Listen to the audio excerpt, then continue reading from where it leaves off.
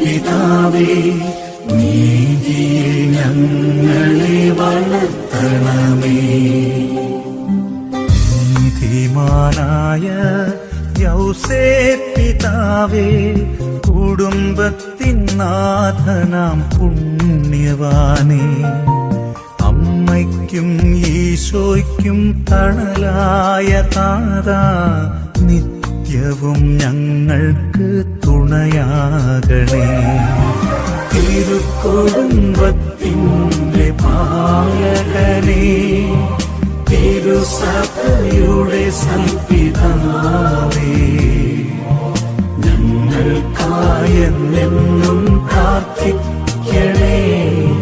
കേഴുന്നു മക്കൾ തിരുസവിധി. ഞങ്ങളെ പഠിപ്പിച്ചതുപോലെ അവിടുത്തെ പിതാവിൻ വിസ്മരണങ്ങൾ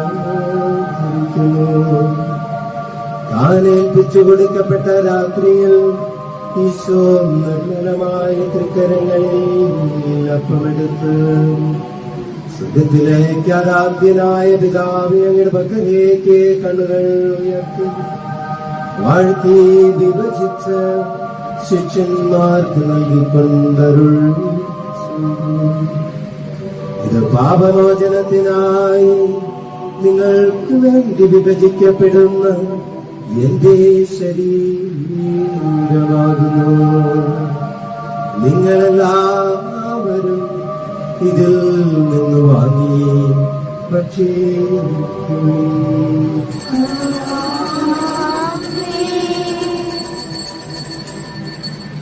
പ്രകാരം തന്നെ കാസയുമെടുത്ത് കൃതജ്ഞതാ സ്തോത്രം ചെയ്ത് വാഴ്ത്തി അവർക്ക് നൽകിക്കൊണ്ടരുൾ ചെയ്തു. ഇത് പാപമോചനത്തിനായി അനേകർക്കു വേണ്ടി ചിന്തപ്പെടുന്ന പുതിയ ഉടമ്പടിയുടെ എന്റെ രക്തമാകുന്നു. നിങ്ങളെല്ലാവരും ഇതിൽ വാങ്ങി പാനം ചെയ്യും.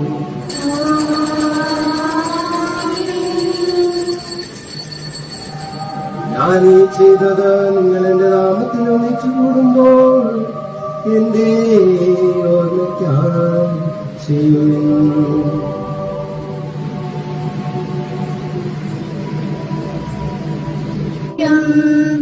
നേടുമവൻ സ്വർഗം നിശ്ചയമായി. നിന്റെ തിരുവിഷ്ടം നിറവേറ്റുന്ന ശുശ്രൂഷകന്മാർ, പ്രോവേസാപ്പന്മാർ, ഉന്നത ദൂതന്മാർ, ബലിപീഠത്തിങ്കൽ ആദരവോടെ നിൽക്കുന്നു, ഭയഭക്തിയോടെ നോക്കുന്നു, പാപകടങ്ങൾ പോക്കിടുവാൻ കർത്താവിന്മേൽ ഭജിക്കും.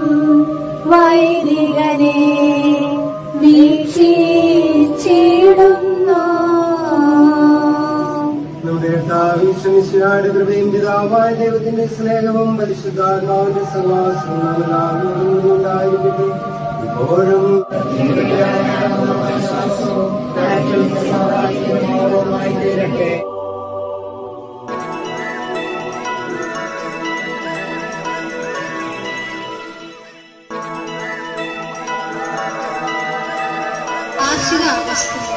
മനോഹരമായ ഈ ചടങ്ങിൽ ഏവർക്കും ഹൃദയപൂർവ്വം സ്വാഗതം. ഈ നല്ല സായാഹ്നത്തിന്റെ മംഗളകരമായ തുടക്കത്തിനായി ഓളിയ ജിജോയും മിറിൻ തെരേസയും അവതരിപ്പിക്കുന്ന ഈശ്വര പ്രാർത്ഥനയോട് നമുക്ക് ആരംഭിക്കാം.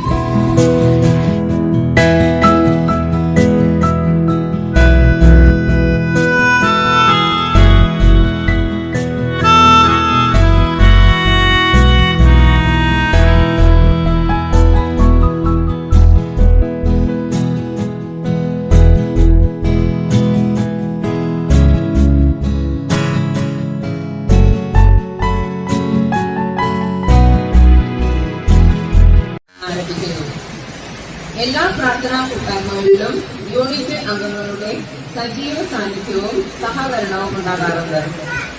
യൂണിറ്റിന്റെ ഉണ്ടായിരുന്ന വൈദികരെയും സന്യസ്തരെയും സ്നേഹപൂർവ്വം ഓർക്കുന്നു.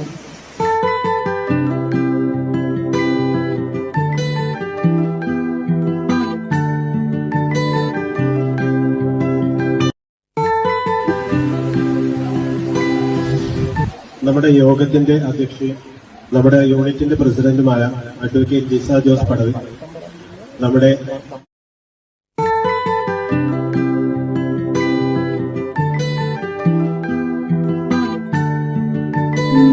ഈശോ മിശിഹായ്ക്ക് സ്തുതിയായിരിക്കട്ടെ.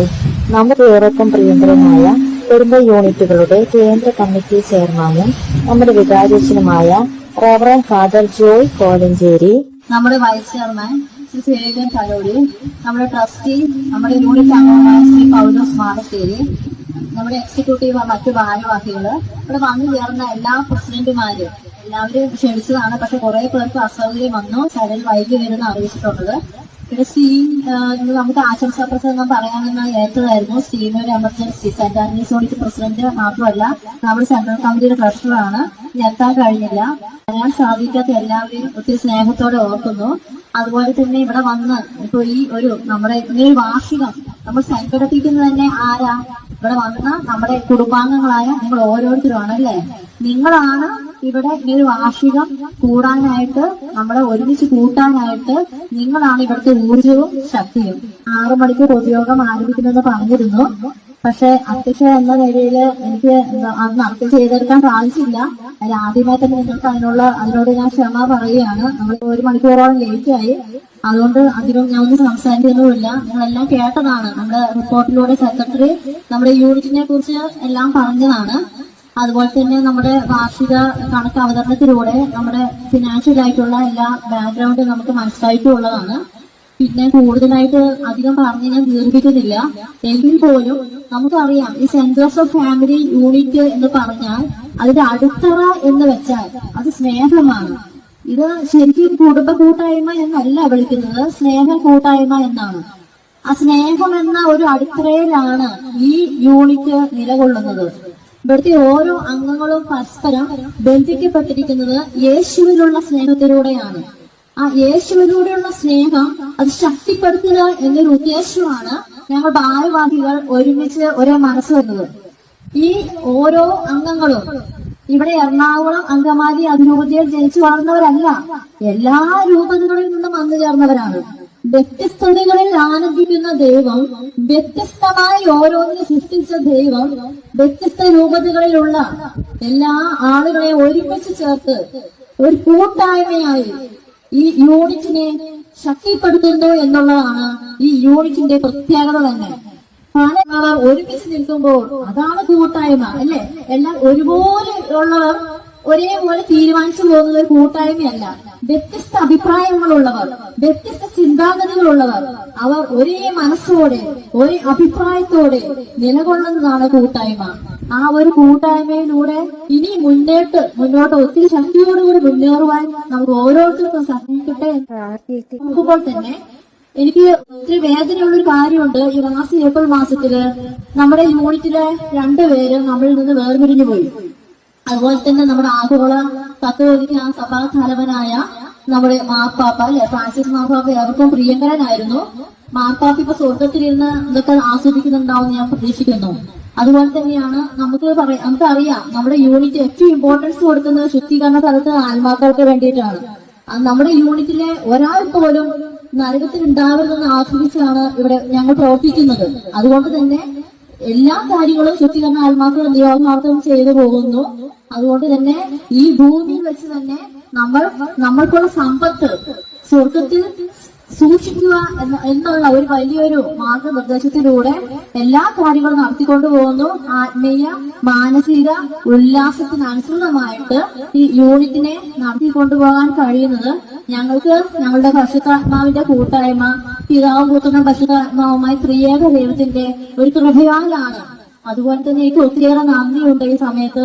നമ്മുടെ വികാരി അച്ഛൻ എല്ലാ കാര്യത്തിലും ഒത്തിരി സ്നേഹത്തോടെ വലിയ സപ്പോർട്ടീവായിട്ട് കൂടെ നിൽക്കുന്നു. അതുപോലെ നമ്മുടെ വൈസ് ചെയർമാൻ, അതുപോലെ തന്നെ മറ്റു യൂണിറ്റുകളിലെ പ്രസിഡന്റുമാര് എല്ലാവരും അതെ. ഒരു ഇടവക കുടുംബത്തില് ആണെങ്കിൽ പോലും അല്ലെ, നമ്മൾ ഈ സെന്റ് ജോസഫ് കുടുംബം എന്ന് വെച്ചാൽ ഇടവക കുടുംബത്തിന്റെ ഒരു കുടുംബം മാത്രമാണ്. അപ്പൊ ആ ഒരു കുടുംബ കൂട്ടായ്മയും കൂടെ ഇപ്പൊ ഈ സമയത്ത് എല്ലാവർക്കും വരാൻ കഴിഞ്ഞില്ലെങ്കിലും മനസ്സുകൊണ്ട് അവരൊക്കെ ഉണ്ട്. കാരണം അവരൊക്കെ എന്നെ അറിയിച്ചിട്ടുള്ളതാണ് അവരുടെ അസൗകര്യങ്ങള്. ഈ അവസരത്തില് ഇവിടെ വന്നു ചേർന്ന എല്ലാവർക്കും ഒത്തിരി നന്ദിയോടെ ഞാൻ നിങ്ങളെ ഓർക്കുകയും ഇനി ആരെങ്കിലൊക്കെ സ്വാഗതത്തിന് വിട്ടുപോയിട്ടുണ്ടെങ്കിൽ ഈ നിമിഷം അവരോരോരുത്തരും സ്വാഗതം ചെയ്യുകയും അവസാനം നമുക്ക് കുറച്ച് കലാവിരുന്ന് ഒരുക്കിയിട്ടുണ്ട്. അതെല്ലാം കഴിഞ്ഞ് സ്നേഹവിരുന്നൊക്കെ ആസ്വദിച്ച് സന്തോഷത്തോടെ എല്ലാവരും പോണമെന്ന് ഒത്തിരി സ്നേഹത്തോടെ അറിയിച്ചുകൊണ്ട് എന്റെ വാക്കുകൾ ഉപസംഹരിക്കുന്നു. നന്ദി. കൃപയൊഴുകും സമയമിതാ ഇതാ ഇതാ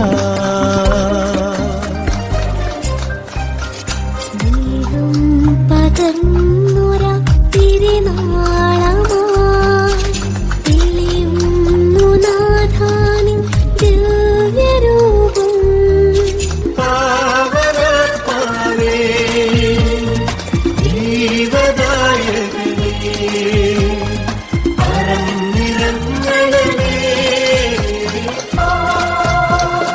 അഗ്നിനാളമായി മാളികമുറിയിൽ പറന്നിറങ്ങിയൊരാത്മാവേ, നിത്യഗണത്തിന്മേൽ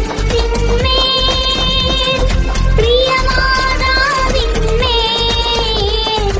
ആവസിച്ചൊരാത്മാവേ, ഞങ്ങളിൽ വന്നിറങ്ങണമേ.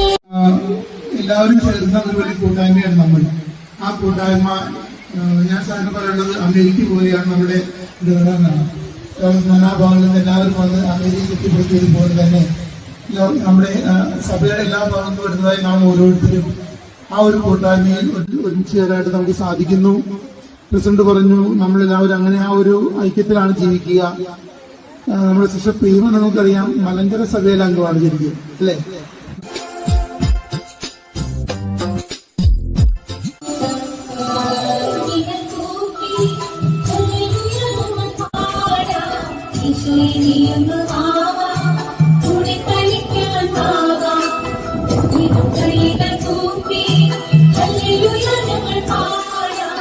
ഈശ്വരീ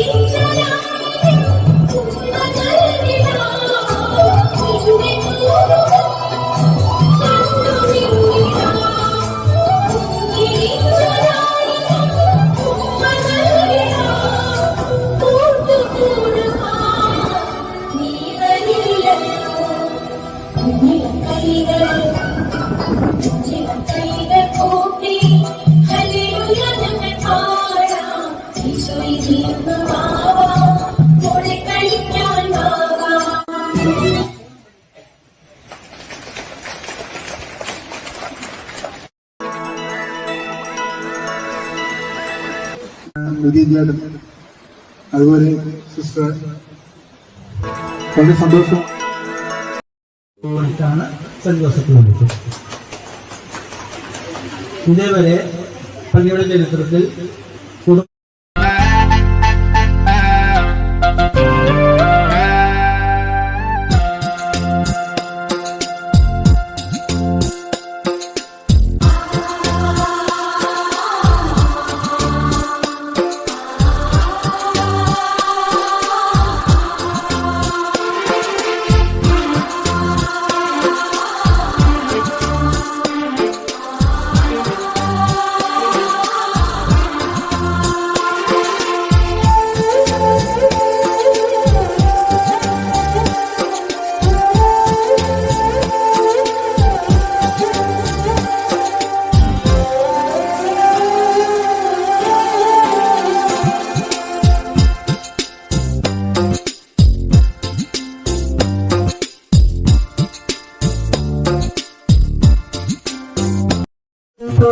ഒരു പ്രാവശ്യം നന്ദി രേഖപ്പെടുത്തുകയാണ്.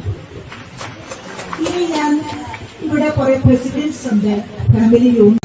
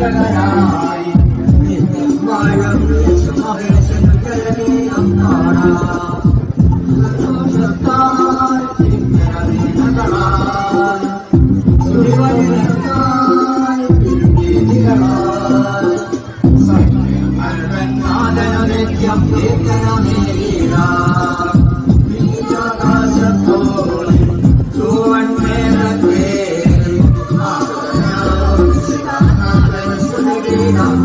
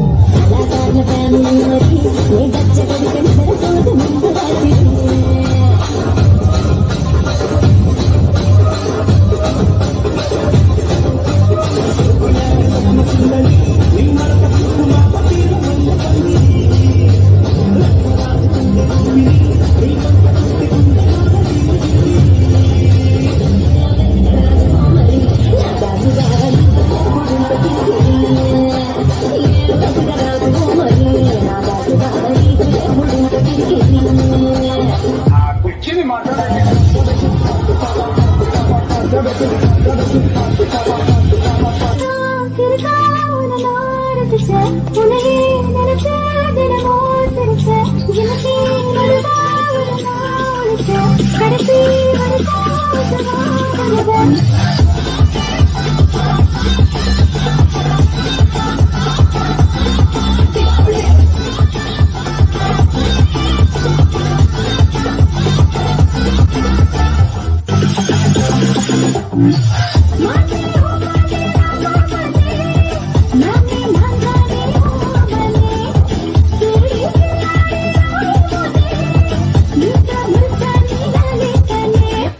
அடி அடி அடி போலே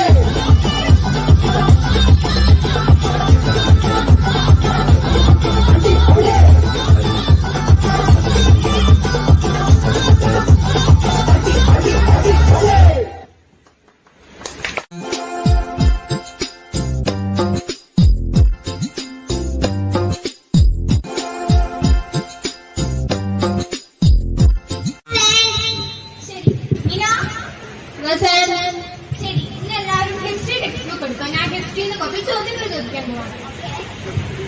ഞാൻ റെഡിയല്ലേ? ആദ്യത്തെ ചോദ്യം, ടിപ്പു സുൽത്താന്റെ ജന്മസ്ഥലം ഏത്? മീന പറയൂ. സുൽത്താന്റെ പേര് സുൽത്താൻ പറ്റിയിരുന്നു. ടിപ്പു സുൽത്താന്റെ ജന്മസ്ഥലം മൈസൂരാണ്. ഇനി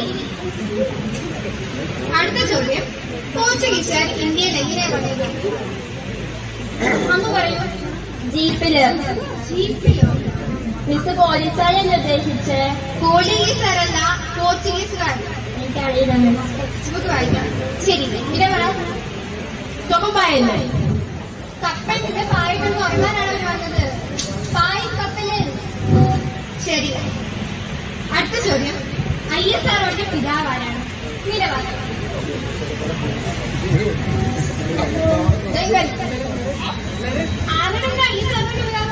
എന്റെ പൊന്നി ടീച്ചറെ, എവിടെ കൂടി സാറുമാർ നടന്നാൽ ഇവിടെ അയ്യോ സാറോ വിളിക്കും. വിക്രം സാരാഭായാണ് ISROയുടെ പിതാവ്. ഇനി ശരി, അടുത്ത ചോദ്യം, താജ്മഹൽ നിർമ്മിച്ചത് ആര്? അന്ന പറ. മുംതാസ്. ശരി, അതിന്റെ പിന്നിൽ പ്രവർത്തിച്ച് മുംതാസ്. അതിന്റെ പിന്നിൽ പ്രവർത്തിച്ച് ഷാജഹാനാണ്. ഇനി ശരി, അടുത്ത ചോദ്യം, ലോകത്തിലെ 2 അത്ഭുതങ്ങൾ ഏത്? പിന്നെ പറ. ടീച്ചറെ, 7 അത്ഭുതങ്ങളല്ലേ ഉള്ളത്? നീ 2 ഇതിൽ പറ. ചൈനയില് വൻപയർ. വൻപയറോ? ചൈനയില് വൻമതി. നീ എനിക്ക് പറയണ്ട. അന്ന 2 പറയൂ. കുട്ടപ്പൻ മിനാർ. കുട്ടപ്പൻ മിനാറോ? കുത്തബ് മിനാർ. ശരി, അടുത്തത്, മറ്റേ ചൈനയിക്കുന്ന പിസ്സ. പിസ്സയല്ല, ബർഗർ. പിസ്സ തിന്നുന്ന സാധനല്ലേ? പിസ്സയിലെ ചെറിയ ഗോപുരം. ഇത് ഇന്നത്തെ ലാസ്റ്റ് ക്വസ്റ്റ്യൻ ആണ്. ഇതെങ്കിലും കറക്റ്റ് ആയിട്ട് പറയുന്നു. ഓക്കെ, കേരളത്തിൽ ഏറ്റവും കൂടുതൽ മഴ ലഭിക്കുന്നത് എവിടെയാണ്? മിന പറ. എന്റെ അടുക്കളയില്. അവന്റെ അടുക്കളയില്? എന്റെ അടുക്കളയിൽ ഷെഡില്ല, അപ്പൊ അവിടെ മഴ പെയ്യും. കേരളത്തിൽ ഏറ്റവും കൂടുതൽ മഴ പെയ്യുന്ന എവിടെയാണ് ചോദ്യം? എന്റെ വീട് കേരളല്ല. നിന്നെയൊക്കെ പഠിപ്പിച്ച് മതിയായി. സന്തോഷം, ഞാൻ പോവാണ്. Thank you.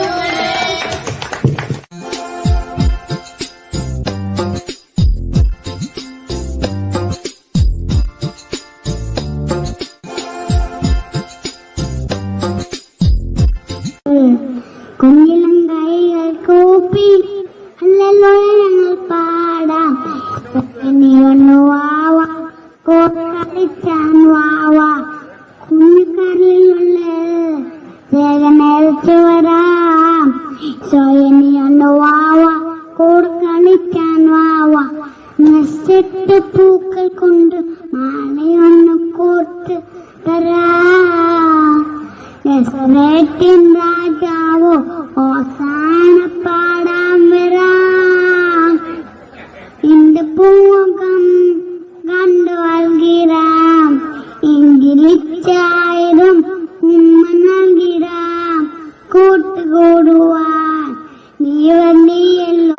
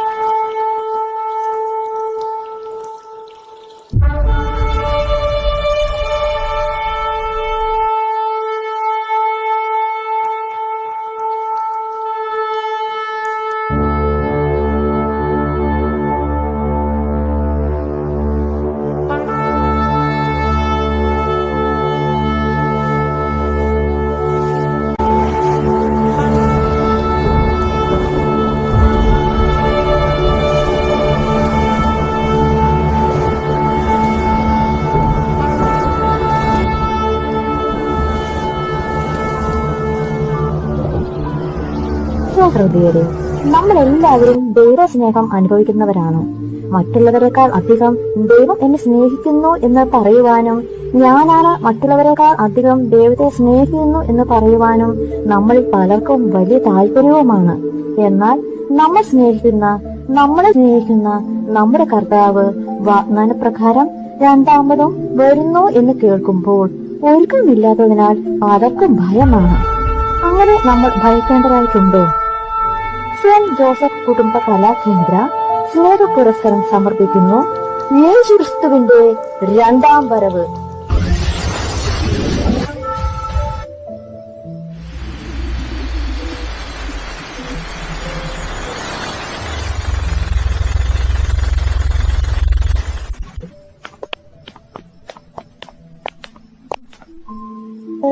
കൊച്ചേ, നീ ഇവിടെ ഉണ്ടായിരുന്നോടെ?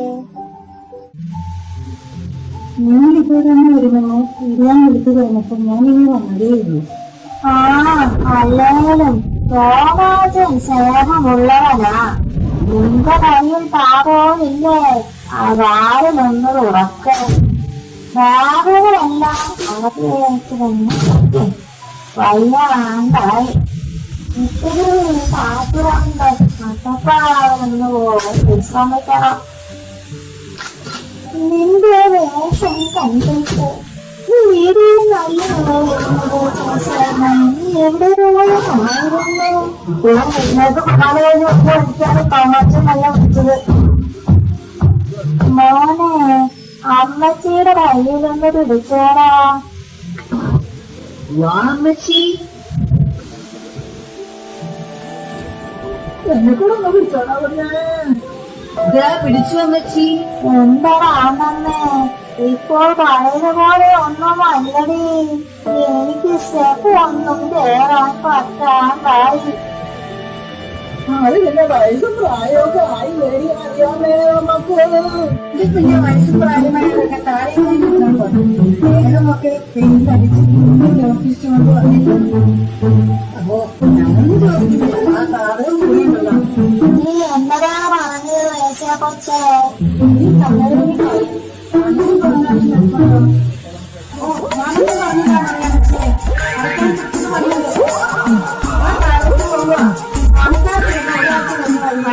ശരി ശരി. ആ മാത്തുക്കുട്ടിയുടെ മകളുടെ കല്യാണത്തിന് പോകാൻ നേരാന്ന് ഞാൻ പറഞ്ഞതാ എന്റെ താണ്ടമ്മേ. പിന്നെ എന്നാ മാത്തുക്കുട്ടി ഇവിടെ വന്ന് കൊണ്ടുപോയി തിരിച്ചു കൊണ്ടുവരാം എന്ന് പറഞ്ഞത് കൊണ്ടാ ഞാനങ്ങ് പോയത്. പിന്നെ എന്നാ എല്ലാവരെയും ഒന്ന് കണ്ടു. അതുകൊണ്ടല്ല വേണ്ടമ്മേ നിനക്ക് എന്നോടൊപ്പം ഇങ്ങോട്ട് പോരാൻ കഴിഞ്ഞത്. അത് ശരിയാടിയെന്നറിയാമേ. പിന്നെ അമ്മയുടെ മൂത്താങ്ങളോട് അങ്ങനല്ലേ നമ്മളെ മാറ്റിക്കുട്ടി. അവളോട് ഞാൻ പറഞ്ഞതാ എനിക്കാവുന്നില്ലാന്ന്. നിന്നെ വീട് കണ്ടുകൊണ്ടൊക്കെ പറഞ്ഞത് കൊണ്ട് മാത്രം നിന്നെ കാണാനുള്ള കൊടി കൊണ്ട് ഞാൻ പറഞ്ഞതാടി. നമ്മൾ എങ്ങനെ കഴിഞ്ഞതാ. നമ്മൾ ആങ്ങളെ പെങ്ങന്മാരുടെ മക്കളായതുകൊണ്ട് അമ്മ വീടായ നിന്റെ വീട്ടിലായിരുന്നില്ലേ എന്റെ താമസം. അങ്ങനെ ഒരു മനസ്സോടെ അല്ലേ നമ്മള് കഴിഞ്ഞത്. നോക്കട്ടെ എന്നാലും അമ്മച്ചിമാരെ, നിങ്ങൾ രണ്ടുപേരെയും കാണാൻ നല്ല ഭംഗിയുണ്ട്.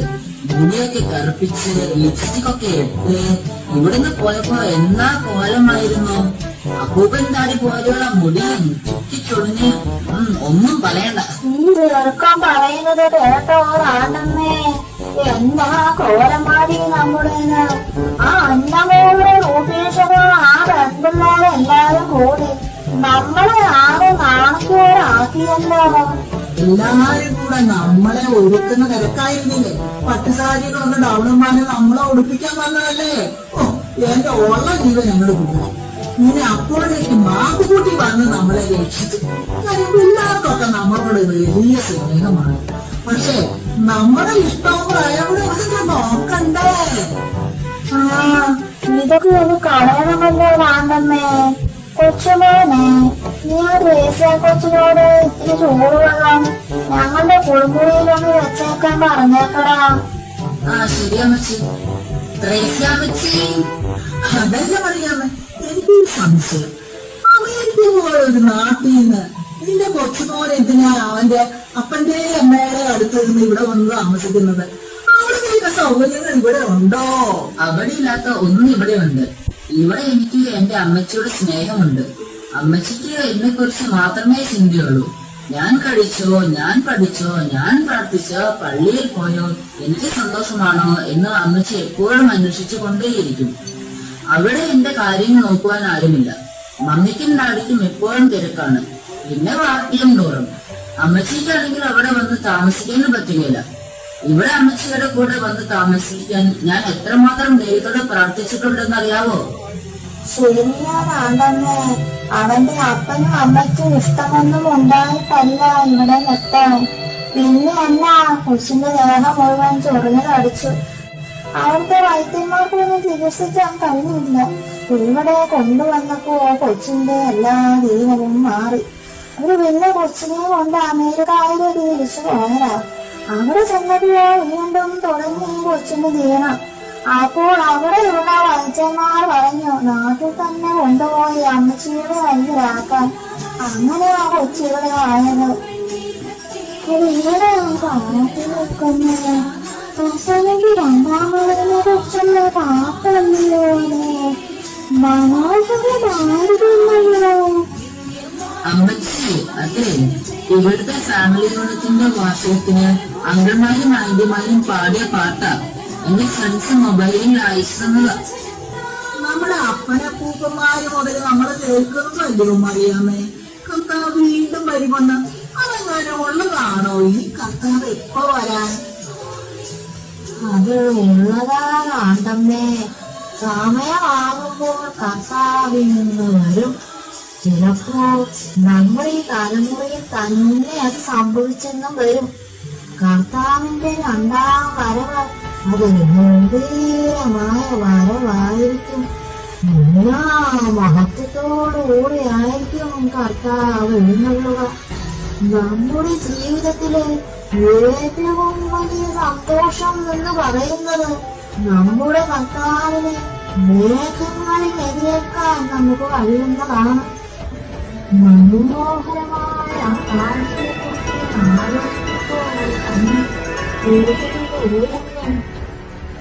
നിന്നെ കാലമായി കഴിക്കുന്നു. കർത്താവ് എപ്പോഴും മരണം വരുന്ന അറിയാം. കർത്താവിന്റെ അറിവ് അല്ലാതെ അത് എന്ത് വർത്തമാനമാണ് ദേശാപക്ഷേ നീ പറയുന്നത്? അപ്പസ്തോല പ്രവർത്തനങ്ങളുടെ പുസ്തകത്തില് 1-ാമത്തെ അധ്യായത്തില് 9 മുതലുള്ള തിരുവചനങ്ങൾ നീ വായിച്ചിട്ടില്ലേ? അവൻ നോക്കി നിൽക്കെ അവൻ ഉന്നതങ്ങളിലേക്ക് സംവദിക്കപ്പെട്ടു. ഒരു നേരം വന്ന് അവനെ അവരുടെ ദൃഷ്ടിയിൽ നിന്ന് മറച്ചു.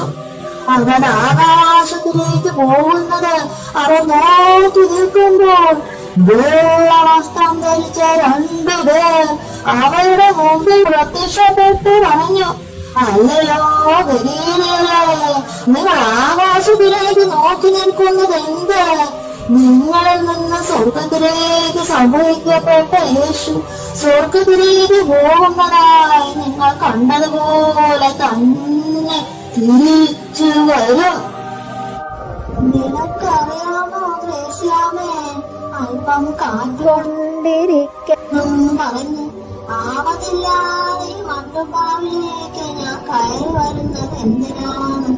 വല്ലപ്പോഴും ഇവിടെ വരുമ്പോൾ ആകാശത്തേക്ക് നോക്കി കർത്താവിനോട് ഞാൻ ചോദിക്കും, നീ എപ്പോഴാ എന്റെ കർത്താവേ ഈ ഭൂമിയിലേക്ക് സർവമനത്തോട് കൂടി എഴുന്നള്ളുന്നതെന്ന്.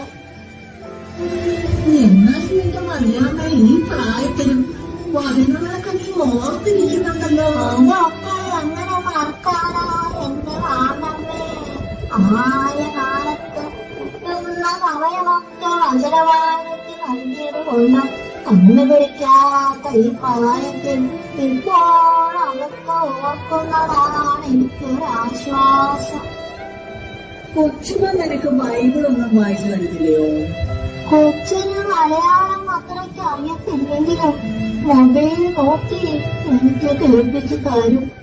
എന്നാലും നമ്മുടെ സ്വന്തം കണ്ണുകൊണ്ട് തിരുവചനങ്ങളൊക്കെ ഒന്ന് നോക്കി വായിക്കുമ്പോൾ ലഭിക്കുന്ന ആ ഒരു സുഖമൊന്നും കിട്ടില്ല എന്റെ കാണ്ടമ്മേ.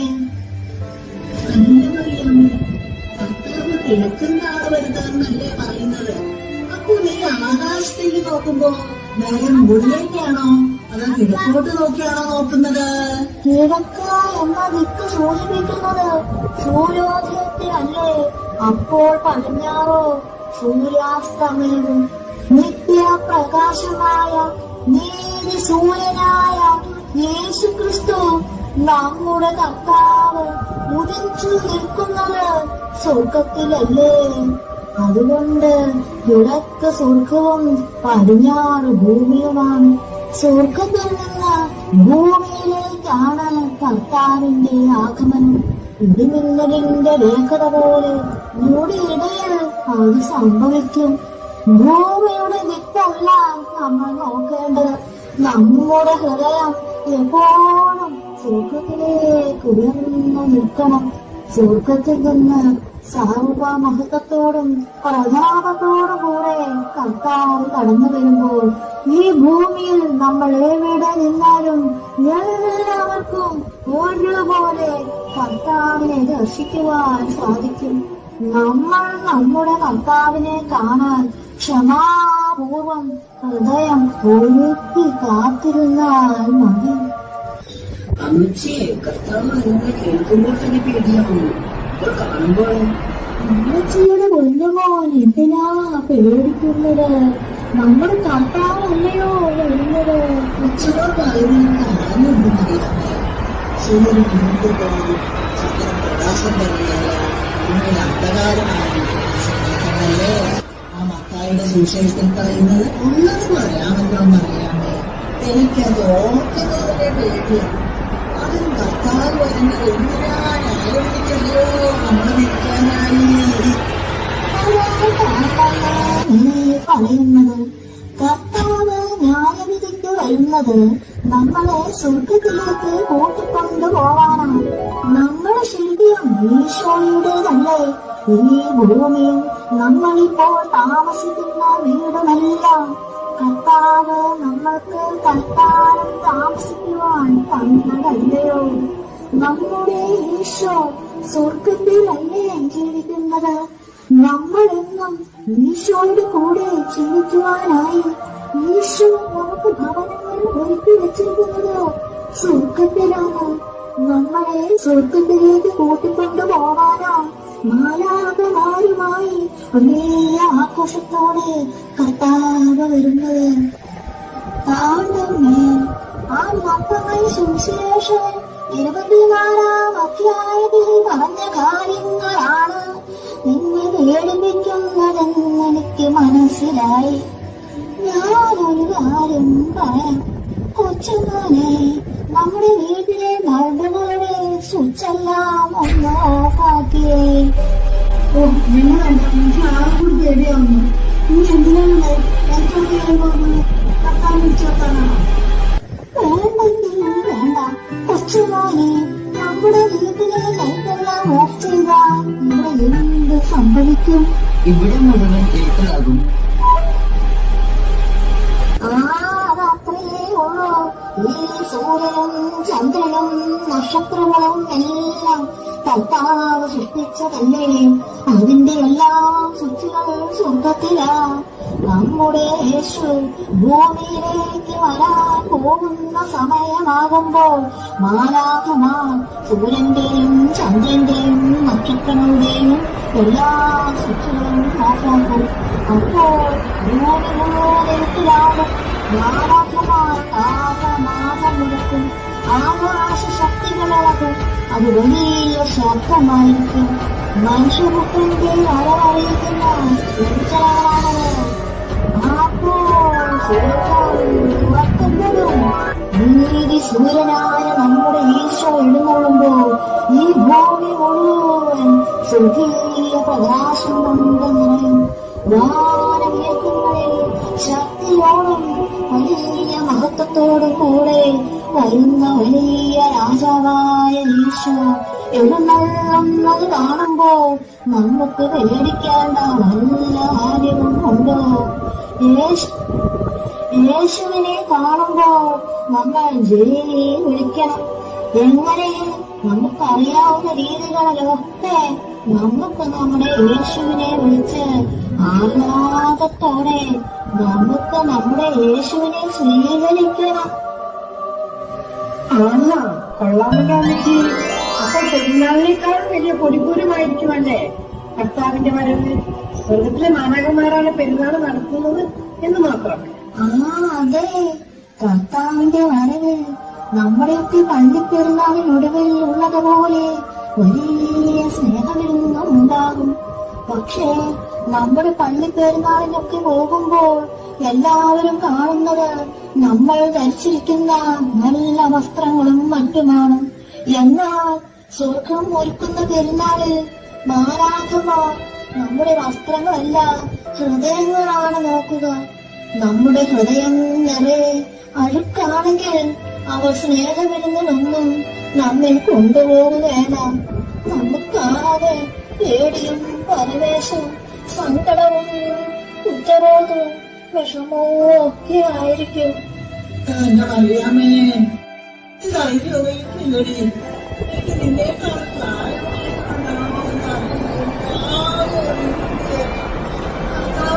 എന്താ ചെയ്യട്ടെ? എങ്ങനെയാ ഒരുങ്ങണ്ടോ അറിയത്തില്ല. നമുക്ക് ഒരുങ്ങാൻ ഇത്ര വലിയ കാര്യമൊന്നുമില്ല. പോലെ ചെയ്താൽ മതി. സുഭാഷിതങ്ങളുടെ പുസ്തകത്തില് 6-ാമത്തെ അധ്യായത്തില് 6 മുതലുള്ള തിരുവചനങ്ങളൊക്കെ ഓർത്തും നോക്കിയേ. മടിയനായ മനുഷ്യ, വെറുപ്പിന്റെ പ്രവൃത്തി കണ്ട് വിവേകിയാവുക. മേലാളനോ കാര്യസ്ഥനോ രാജാവോ ഇല്ലാതെ അത് വേനൽ കാലത്ത് കലവറയൊരുക്കി കൊയ്ത്തുകാലത്ത് ഭക്ഷണം ശേഖരിച്ചു വയ്ക്കുന്നു. മടിയാ, നീ എത്ര നാൾ നിശ്ചേഷ്ടനായിരിക്കും? നീ എപ്പോഴാണ് ഉറക്കത്തിൽ നിന്നുണരുക? ഉറുമ്പുകൾ നമ്മെ പഠിപ്പിക്കുന്നത് എന്താണ്? തയ്യാറ്. ഉറുമ്പുകൾ ശൈത്യകാലത്തേക്കുള്ള ഭക്ഷണം സംഭരിക്കുന്നു. പങ്കുവയ്പ്പ്. അവർ പരസ്പരം ഭക്ഷണം പങ്കുവയ്ക്കുന്നു. അവരുടെ ഐക്യം. അവർ ഒരുമിച്ച് ഒറ്റക്കെട്ടായി പ്രവർത്തിക്കുന്നു. അവരുടെ ഊർജ്ജസ്വത. വളരെ ചെറിയ ജീവിയാണെങ്കിലും സ്വന്തം ഭാരത്തേക്കാൾ 11 മടങ്ങ് ശക്തി അവർക്കുണ്ട്. അവരുടെ ജാഗ്രത എന്നുള്ളത് അവരുടെ ഒരു മുഖമുദ്ര തന്നെയാണ്. നമുക്ക് ഉറപ്പുള്ള കാര്യമല്ലേ കർത്താവ് വരുമെന്ന്. അപ്പോൾ ഉറുമ്പുകൾ ചെയ്യുന്നത് പോലെ നമ്മളെല്ലാവരും ഒരുമിച്ച് ഒരു കൂട്ടായ്മയിൽ ഒരുമിച്ച് ഒരുങ്ങി ഈശോയെ സ്വീകരിക്കണം. മോഹൻലാലിന്റെ സുവിശേഷത്തില് കർത്താവ് നമുക്കൊരു ഒറ്റമൂലി തന്നിട്ടുണ്ട്. ഇതാണ് എന്റെ കൽപ്പന, ഞാൻ നിങ്ങളെ സ്നേഹിച്ചതുപോലെ നിങ്ങളും പരസ്പരം സ്നേഹിക്കണം. അങ്ങനെ നിങ്ങൾക്ക് പരസ്പരം സ്നേഹമുണ്ടെങ്കിൽ നിങ്ങൾ എന്റെ ശിഷ്യന്മാരാണെന്ന് എല്ലാവരും അറിയും. അങ്ങനെ നമുക്ക് ഒരുമിച്ച് സ്നേഹിച്ച് ഒരു കൂട്ടായ്മയും ക്ഷമിച്ചും സഹിച്ചും ഒന്നിച്ച് നമുക്ക് നമ്മുടെ ഈശോയെ സ്വീകരിക്കണ്ടേ. വചനമാകുന്ന ഭക്ഷണം ഉറുമ്പുകളെ പോലെ സംഭരിച്ച് പങ്കുവെച്ച് കർത്താവ് ആഗതനാകുമ്പോ നിങ്ങൾ അവിടുത്തെ സ്വീകരിക്കണം. ഉറപ്പാണ്. ഈശോയെ കാണുമ്പോൾ നമ്മൾ ആർക്ക് വിളിക്കുന്നില്ലേ? എങ്ങനെ? ജയ് ജയ്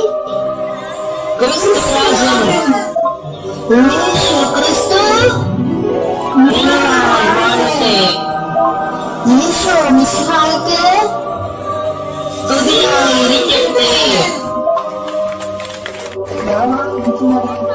വെള്ളമൊക്കെ ചൂടായി കാണും. അങ്ങനെ കുളി കഴിഞ്ഞ് വരുമ്പോഴേക്കും ഞാൻ കഞ്ഞി വെച്ച് വരാം. പത്താണെങ്കിൽ മാസം വന്നിട്ട് ഞാൻ പോകുന്നുള്ളൂ. ചേച്ചിയോട് എനിക്ക് ഭയങ്കര ദേഷ്യമായിരുന്നു. ഇപ്പോൾ എനിക്ക് തെറ്റാൻ മനസ്സിലായത്. ചേച്ചി എന്നോട് ക്ഷമിക്കണം. എന്റെ ത്രേസ്യാമേ, എനിക്ക് നിന്നെ ഒട്ടും ഇഷ്ടമില്ലായിരുന്നു. എന്നോട് ക്ഷമിക്കണേ. അമ്മച്ചി, എനിക്ക് ശരിക്കും അമ്മച്ചി സ്നേഹം ഉണ്ടായിരുന്നില്ല. എന്നോട് ക്ഷമിക്കണോട്ടോ അമ്മച്ചി.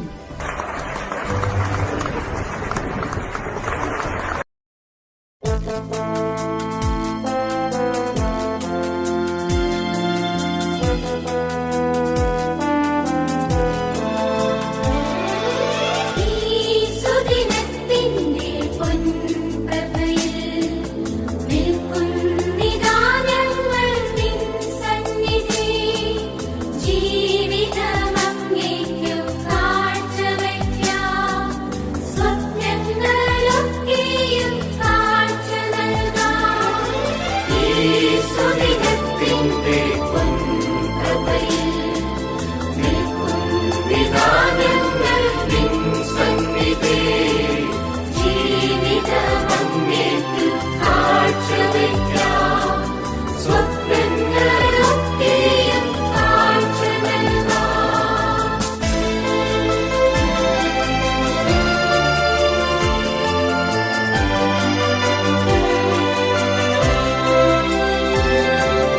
അപ്പത്തിൻ രൂപത്തിൽ ജീവിതത്തിൻ അധ്വാനവും അതിൻ സൽഫലവും അപ്പത്തിൻ രൂപത്തിൽ ജീവിതത്തിൻ അധ്വാനവും അതിൻ സൽഫലവും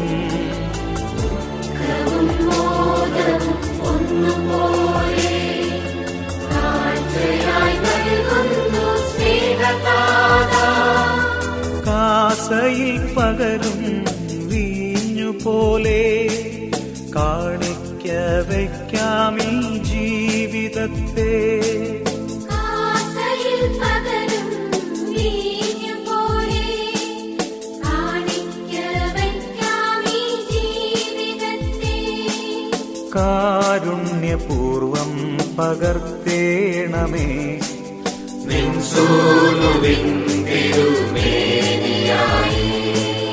നന്ദിയേകിടുന്നു ദൈവമേ അങ്ങു നൽകിടുന്ന ദാനങ്ങൾക്കായി. നന്ദിയേകിടുന്നു ദൈവമേ